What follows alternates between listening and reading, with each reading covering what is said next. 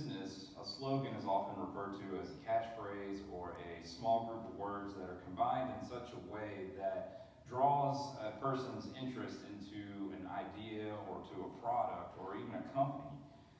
And companies use slogans, as the same way as they use a logo. They want to draw your attention quickly so that way you can remember that product or that idea. But I think it's there to make you remember something as quickly and easily as possible. So that way it's implanted into your memory and you can remember it. And why do they do that? Why do we have slogans? Why do we have logos? Well, it's to leave that memory, that imprint in our mind, to make a lasting impression so that we would never forget it, no matter where we are in the world or who we are with. Those slogans, those logos would grab our attention and we could repeat it. So if I were to say, melts in your mouth and not in your hands, what would you say? Amen. M&M's, there you go. There are some things money can't buy. For everything else, there's MasterCard, there we go. I'm loving it. McDonald's, there we go. I watched way too much TV as a kid. The few, the proud, the Marines, there we go. The happiest place on earth. Disney. Okay, there we go. And they're great. Frosted Flakes. Hey, you know the slogans. There you go. You see, those have left a memory, and you have that. No matter what happens, no matter where we are, here in church, you know those slogans. They've made an impression on you. And we as Christians have tried to follow the same format, but I don't know if we've done it as well as businesses. We have those slogans like, what would Jesus do? Honk if you love Jesus. Nothing but the Bible. God saves. Love the sinner, hate the sin. One cross, 3 nails, forgiven.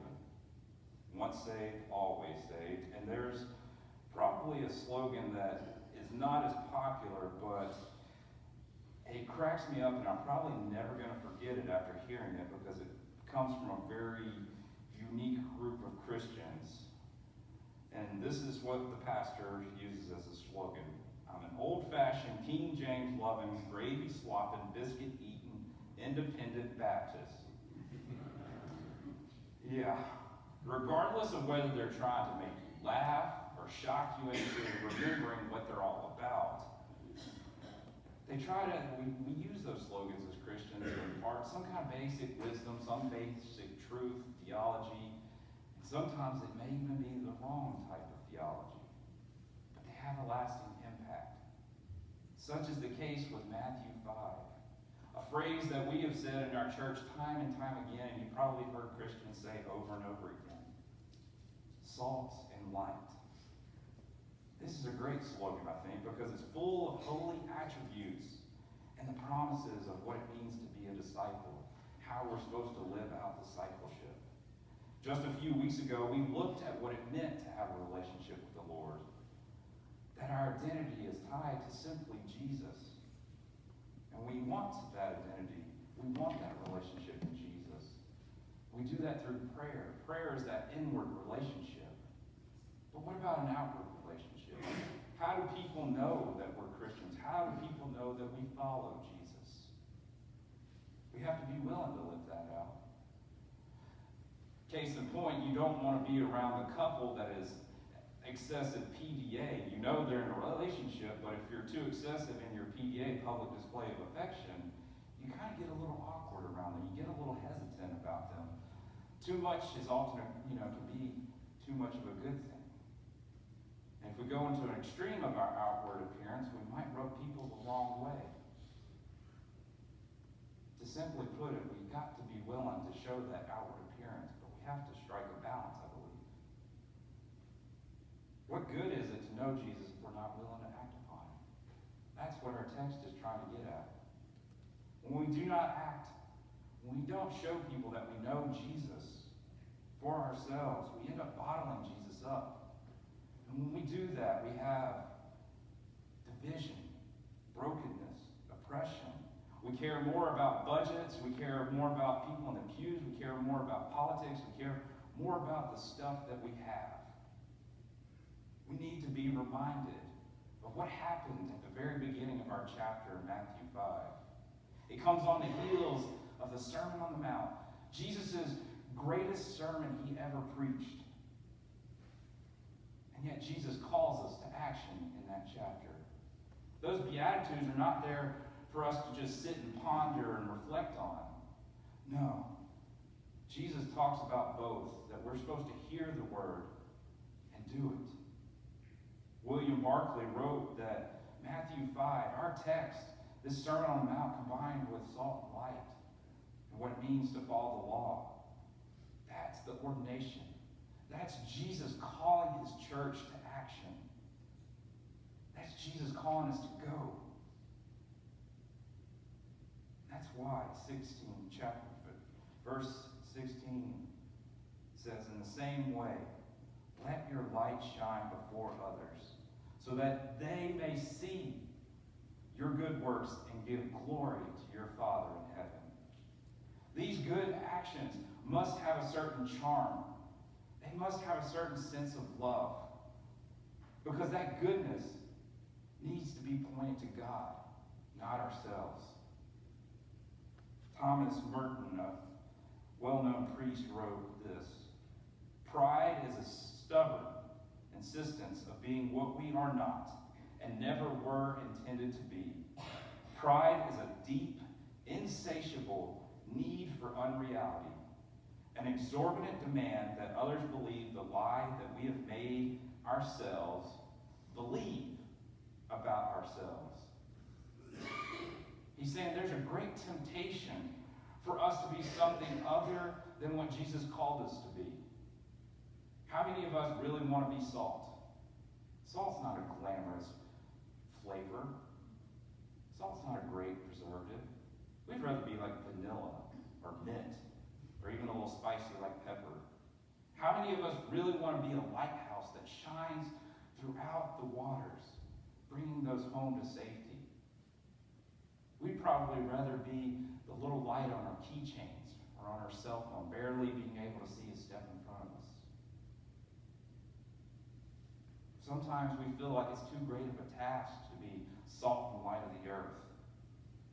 And so we settle for that light, that saltness for ourselves. We'd rather bottle it up.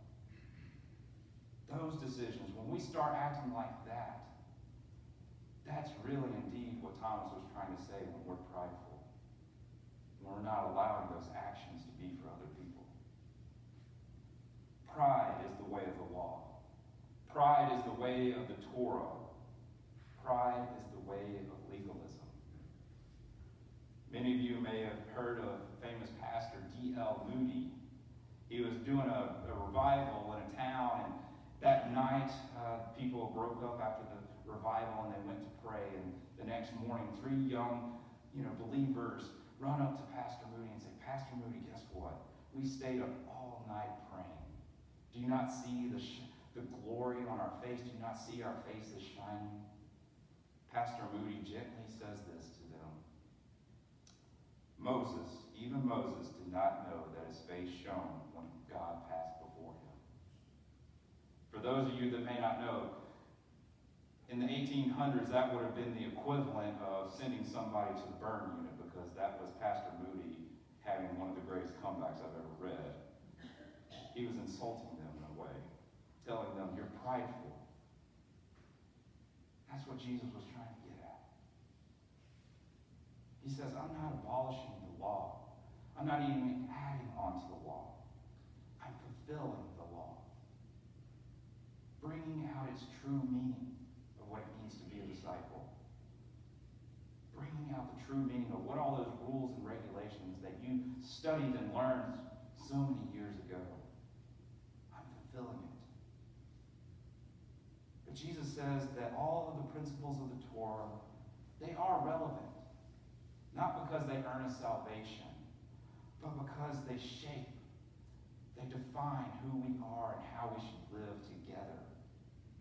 Even Matthew, the great apostle, who is Jewish and writing to a Jewish community of believers, was trying to say, hey, here's this man, here's Jesus, Here's the Son of God trying to tell us what the law really looks like.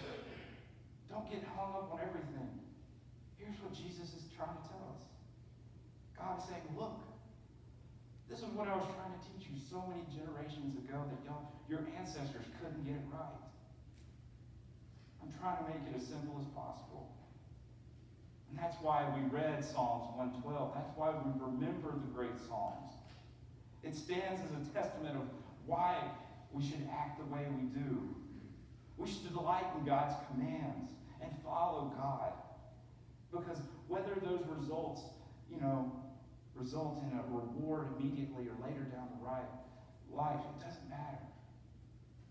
What matters is God's gifts are never for us. They are through us, that they are for everybody else. Did you catch that? They're not for us as a selfish gift. God gives us gifts that through us, we give those gifts to other people. And that's why if we were to read Psalm 111 right before our text today, we would see the nature of God explained. And then when we read our text today, we see the nature of the one who fears God, the one who is reverent for God.